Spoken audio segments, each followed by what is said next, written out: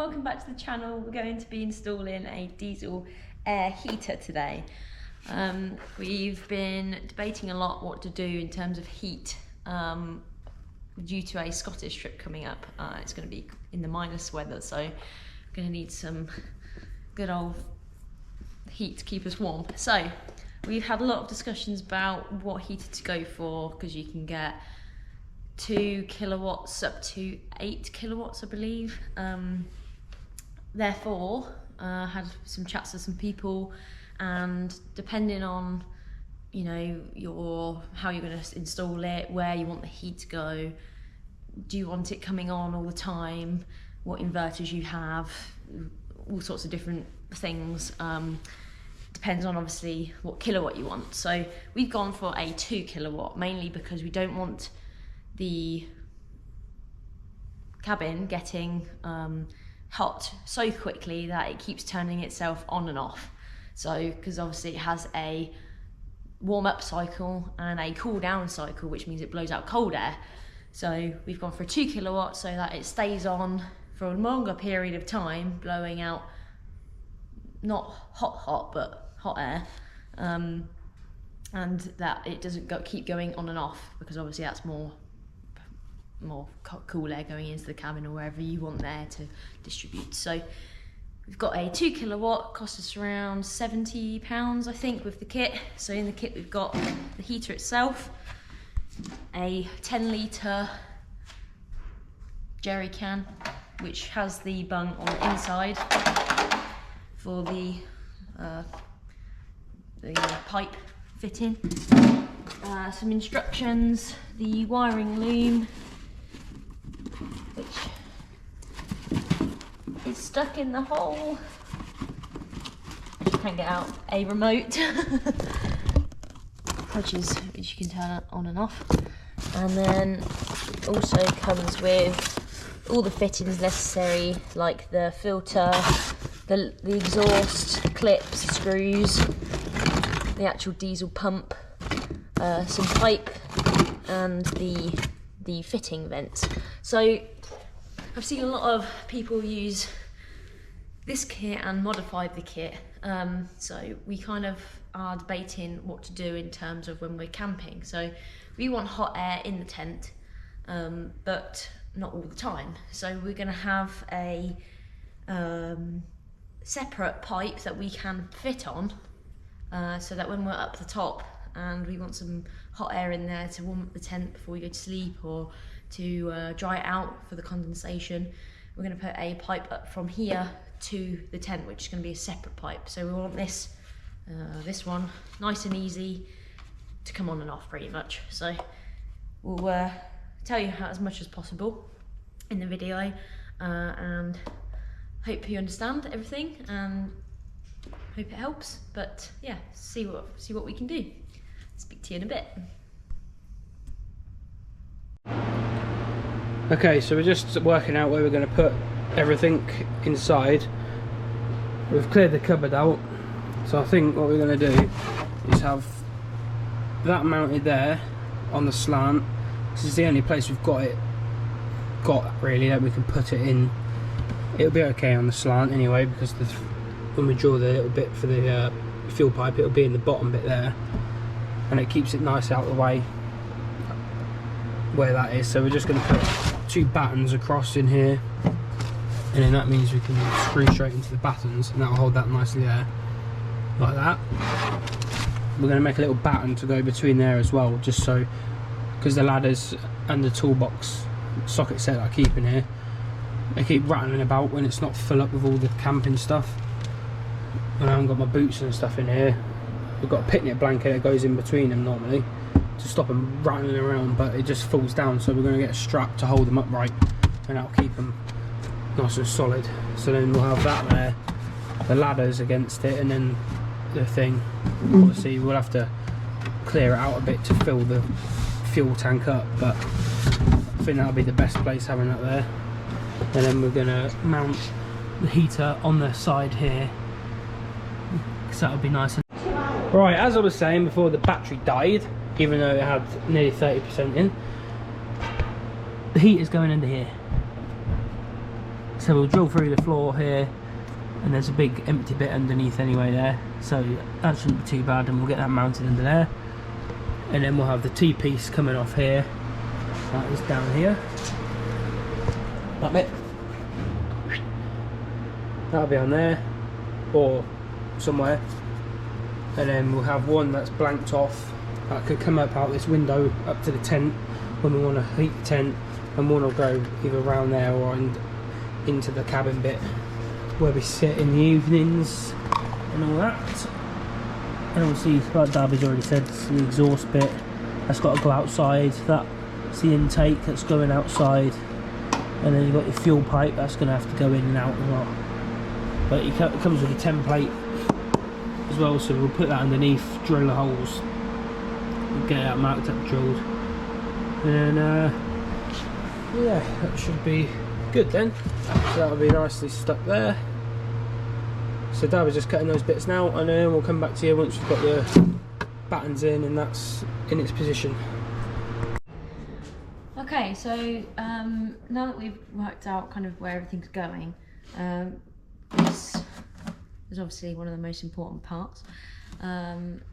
Tristan's obviously told you that we're using the 2 pieces of wood to go on the back of the panel, so we don't have to screw through the face, or the fascia, whatever you want to call it. So what I've done, I've put 3 little pilot holes in the thin plastic at the back, which is obviously for the screws. Now, obviously we need to know where we need to put the wood battens inside, so that we don't have to drill through that fascia.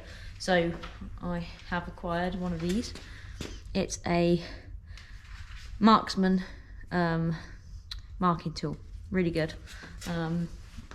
So you just take it out of the lock position, which is, can't really see, there's like a little lock here, and then you flick that round to the off lock part, and then you just put this where you want it, put this in the hole, in the pilot hole, and then hold it still, and when you're ready to mark it, you just push like a little spray can, and it marks it with a nice fluorescent green mark, so it's really easy to use. Really recommend if you're going to do anything like this. But yeah, I'll show you the outcome in a second. So just so you can see what we've done, I put it up against it. I only did 2 really small pilot holes, so I've done one here,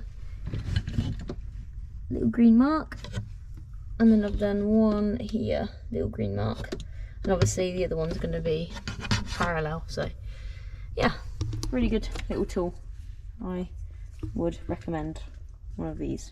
You can get them in Wicks, I think I got mine from. I recommend this. Chocolate milk. M&S. It's not just milk. Belgian chocolate. M&S milk. I just said it's M&S. I know, but it's the slogan, isn't it? It's not just milk. It's M&S. There we go. So we've got the battens in now. So we've just drilled the 8mm hole in the side of the tank where we want it, in the hard bit. So just to the right we've done it, so because it's at a slight angle. And what we've seen on the video we've been watching, we'll link his channel, Paul Messner. Good guy, camper and hiker, but he's done it and does a very good video. Put a bit of wire on it. You have to see it when it pulled back out, but thread the string through we've used. Oh, you can see it there. And then tape it to the end. Make sure you put the O-ring on there. Yeah, put your O-ring on, and then you just pull it through. So drop it inside, and then pull it through, and you should be able to get. Oh, I haven't put too much tape on it. The end of it. I think I have put too much tape.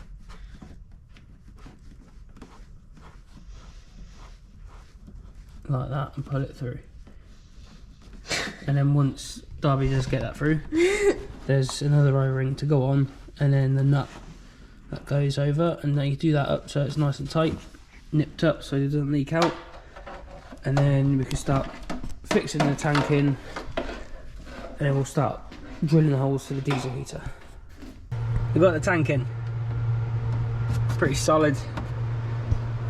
I didn't put these screws in that they provided us. I've took the little plastic washers off and put proper screws in, purely because them going into wood, they don't hold the greatest, I don't think, personally. I think the proper screws do pull in tighter anyway. So I've got those in, with the little washers on, the little bits in there, not right in the bottom so it doesn't suck the any rubbish that comes out of the diesel, which shouldn't be much anyway, but you know what I mean. So that's on there nice and solid, so that should be good. So now we're going to focus on drilling the holes for the diesel heater, connecting them pipes up and then wiring it up. Off we go. Boom. Boom. Bob's your uncle. No, he's not. Hello everybody, we are back on another day from the last video. We had a bit of a ooh and ah moment, and from watching the video on the guy, I can't remember his name now, but the guy putting the Chinese diesel heater in, he used a what's called a turret. I'll show you. So when we watched the video, we thought, no, I don't think we'll need that, because where we're going to put it, it will go through. But we changed our location from what we said in the first place. So we have bought a turret, and obviously that doesn't come within the hour. So we had to wait the week for it to come, and we're now doing it on our next weekend. So we bought that. So what else we needed to get was the drill, which is 125mm, to drill the hole through the floor, and then we had to wait for that to come. So between the two pieces, the turret and the drill together, about 25 quid, something like that. So not too bad. And then obviously you've got the drill for other things then. Hopefully we don't have to drill any bigger holes as well, but you never know.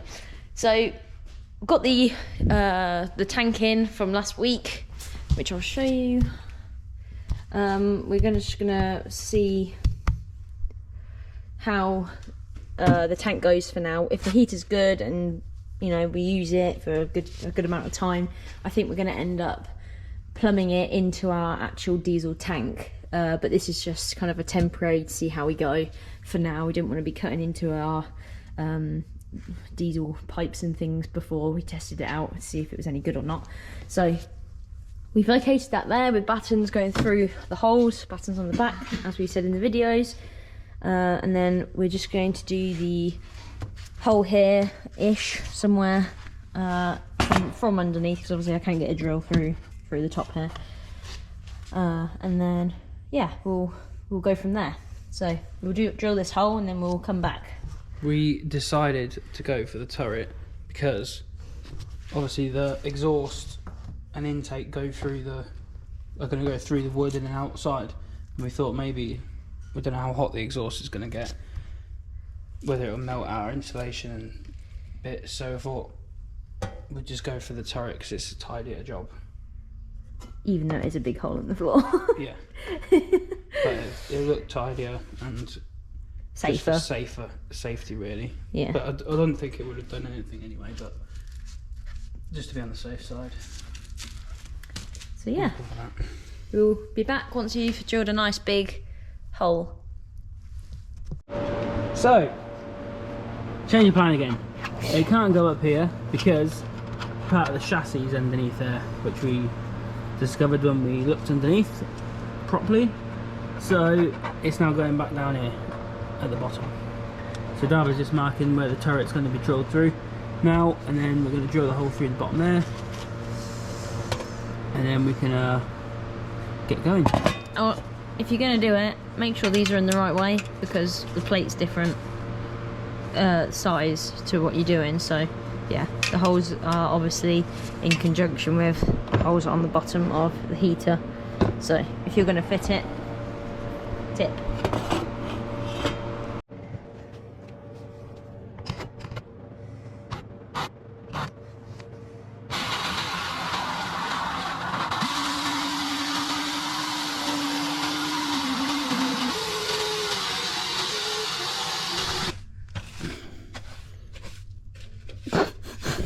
are you doing? So after a lot of filing and dribbling, we have managed to get the turret on, or in, shall I say. So we got the drill through, the hole saw through the hole, and I think we should have maybe gone for kind of like a what would you say, like a 130 drill? Was that no, that's way too like maybe 128, something a bit bigger anyway, because I think the 125 was like the ID. So rookie mistake there by both of us. No, what do you mean me? I didn't know. Anyway, so we drilled the 125 hole and like had to file out the metal for the and the bit of the wood for it to get through. So we've siliconed round the base of the turret and around kind of the inside of the turret edge where the tacks are, just because we don't want any water going up there or anything, just kind of I don't know, bit of good luck, I suppose. So yeah, we've left that in there. We've drilled the plate onto the wood and we're going to let that sit now whilst we have some lunch, let it kind of go off on its own for a bit, and then we're going to start fitting the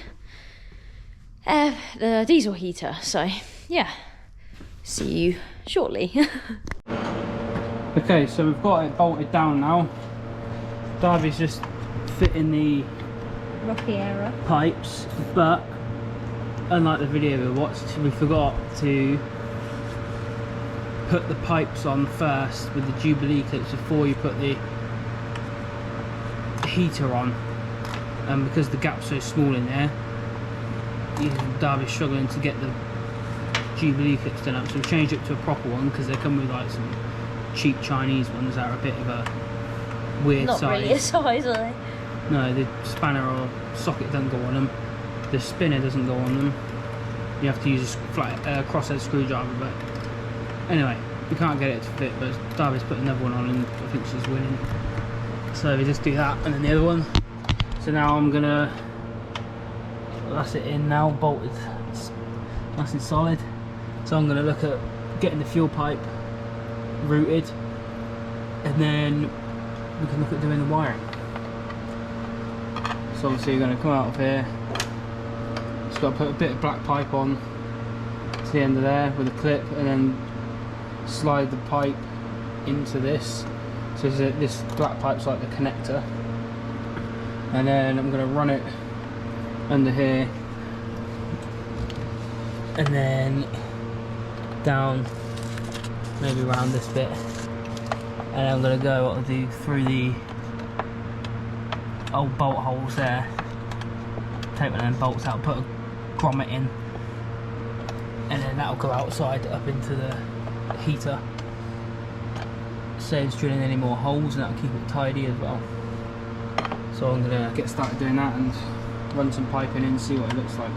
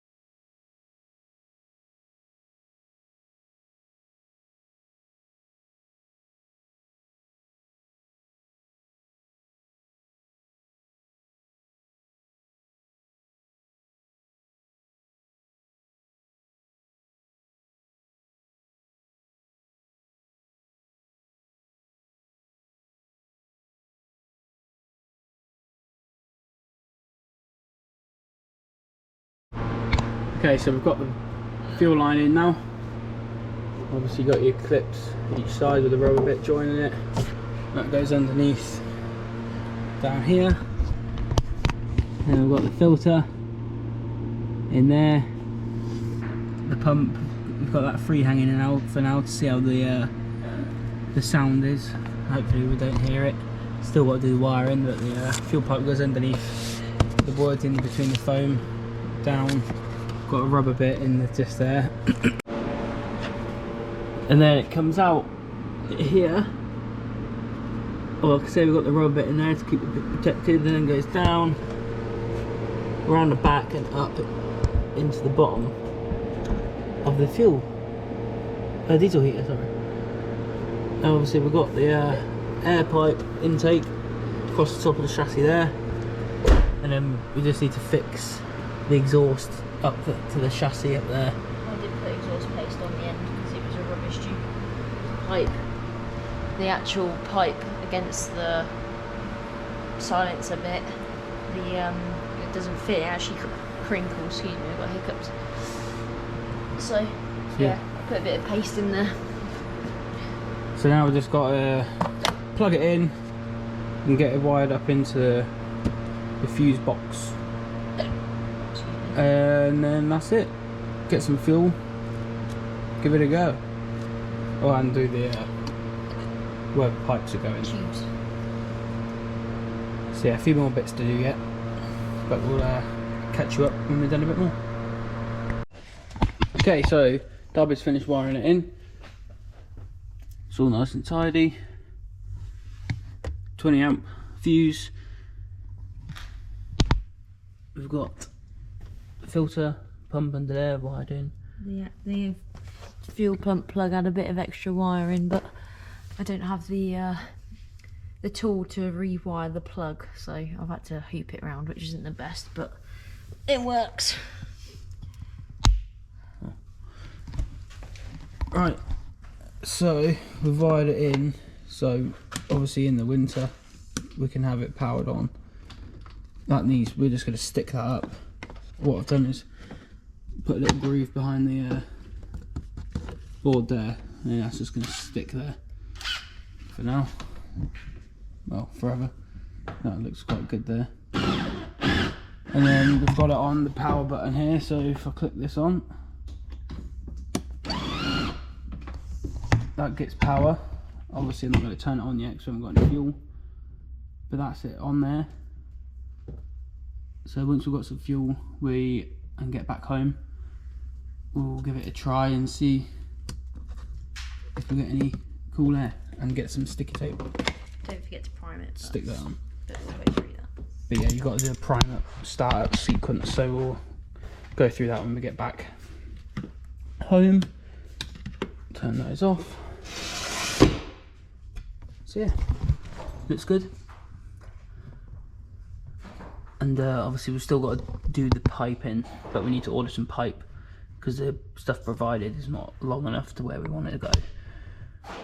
So obviously we want to go through into the footwell at the back, and then have one that can go up outside into the tent to warm the tent up as well at some point, but we'll show you that when we come to that. So we'll just load everything back up, get some fuel, and give it a test when we get home. Right, so it's the next morning. We've got some fuel for the tank. Obviously I didn't fill it right up yet because we're not going away, and just for testing purposes. So what we've got to do now is I still need to stick this up, but if we turn the power on, so we've got power. If I get you on here. Okay, so we got some fuel last night on the way home, so now we can look at priming it. This book, useless. We need the proper man on the job.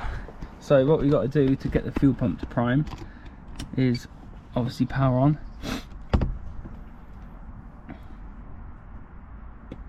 Press the OK button 5 times, and as you can hear, she's pumping, and we're getting fuel into the filter. So what we'll do now is just wait until the fuel's gone, fill the filter up, come down the pipe into the bottom of the diesel heater, and then we should be able to turn it on. And then on here it's got a 60-second timer, so we need more time. You click up and it puts another few seconds on, so you just keep doing that until you've fully primed up. As you can see here, it's still got air in it, so we need to keep going with the priming until it's fully right up. So once we'd finished priming it, just clicked the power button and it finished, and then pressed setting and it's gone back to the home screen. So now we've just clicked and held the power button on here. The little fan is spinning and I've got the temperature set to 23 or 24 now. So now I've just got to wait for it to warm up. Fan's going, so I think it's got a start up and cool down procedure, so it might take a few minutes to get warm. It's making some weird noises and smelling a bit, but maybe that's just the first time.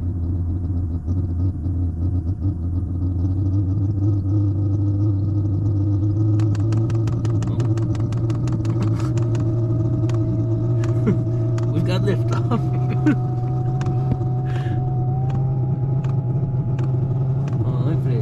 Quieter in there, 'cause it's a bit noisy, isn't it? That's warmish.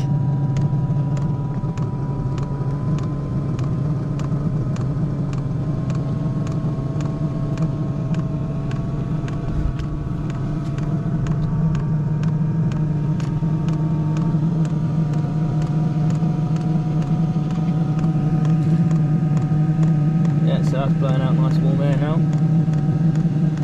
Lovely stuff. So I'll let that get warmed up and then we'll turn it off. We've got a bit of smoke coming out of the old exhaust pipe.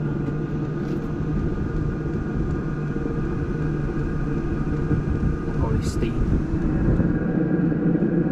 Yeah, we'll let it get its temperature and then see how it is. We have got the diesel heater first connection done yesterday, and we also have the second connection done, which is the T-piece with the 2 valves, so that we can change.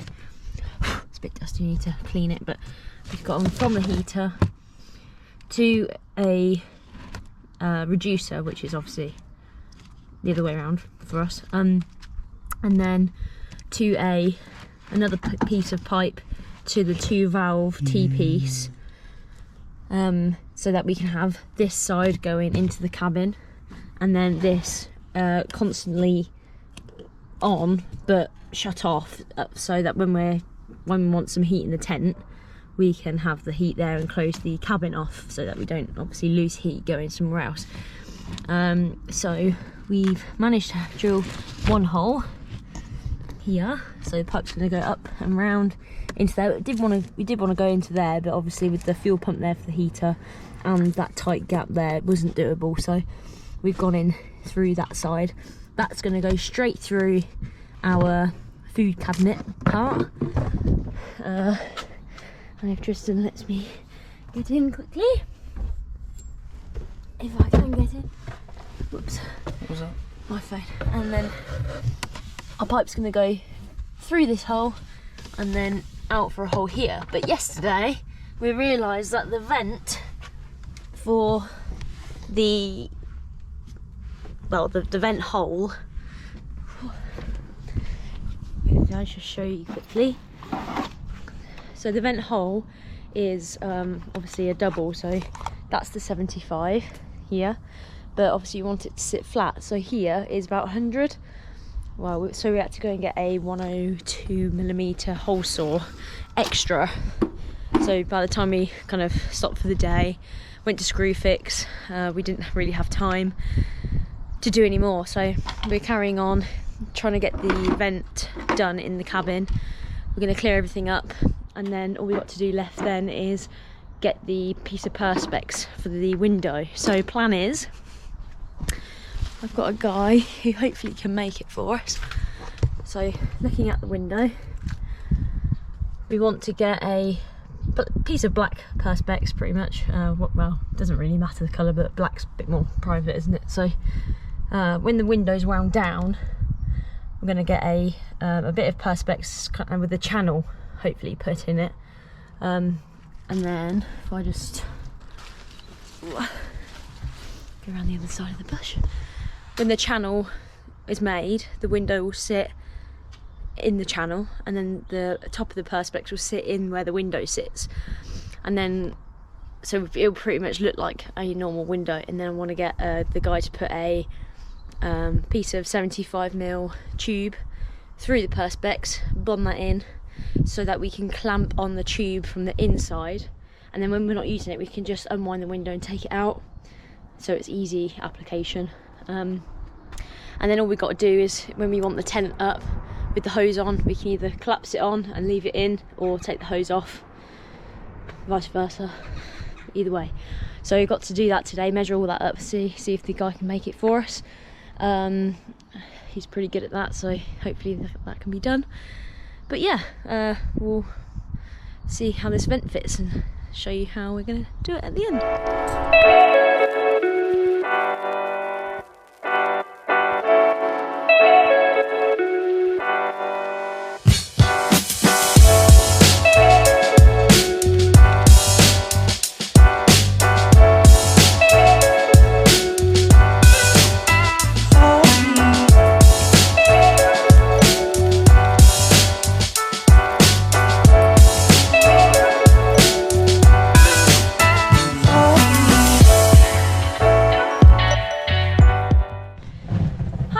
So this is the finished bit. It did have a flap on there, but when we started using it, the little fitting that actually fits in there, I'll show you. The actual bits that fit into that part kept coming undone. Actually, I don't know if you can see it. The little holes there. It kept coming undone. We do have it, but it was a bit rubbish in the end, so we ended up just having it out anyway. This is just pretty much a fascia part now.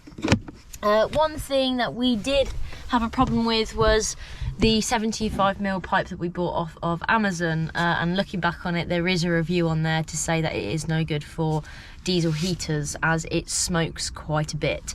So we have got a new 75mm diesel heater pipe coming. Unfortunately I can't show you because it hasn't turned up yet, but it's just stuff that is used for other diesel heaters, and we can't get it in a 4 meter length like our other one, but we've got it in 2 meters so that we can put it and cut it, and we've also got a connector as well, so that if we do want it in the tent we can just clip it together, so not too bad. But that works lovely in there, and obviously we will swap that. You can see, I don't know if you can actually, I don't know if you can see, but it has started to melt slightly. I'll show you the big bit outside. Riddles! Yeah. So this is when we were using it, testing it out in Scotland, which is our next video, so you know, don't miss out on that. But yeah, this is where it obviously got very hot. It was actually against one of my shoes and it's melted my shoe, or my running shoes, but never mind. You live and you learn. So yeah, this is going to come off and go in the bin, or see if we can keep a bit of it. Might be useful for something else one day. Going back to the video where we were on about the perspex, we did manage to get it done. It actually turned out really well, really happy with it. So so you find down the window, we've got the perspex channel here, so the window goes into there, and this just slots in like that, and then the window winds up to keep it secure overnight. Obviously there is a little bit of a gap, so I wouldn't recommend driving around with it on.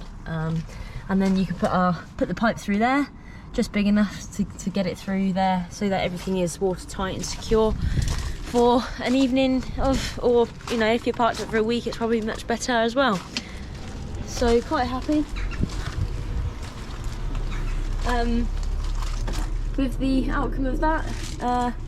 If you want us to help you with any perspex bits, give us a message. It's quite a good idea, we think. But yeah, hope you like our video on the diesel heater. Let us know if you have any questions, and hope you guys are all well. Look out for the next video on the Scotland trip as well. Lots of things that we've done in there, lots of little hints and, you know, tips as well for that. So yeah, anything to say, Trist? Keep on living. Catch you in the next one, guys. Thanks. Keep on trucking.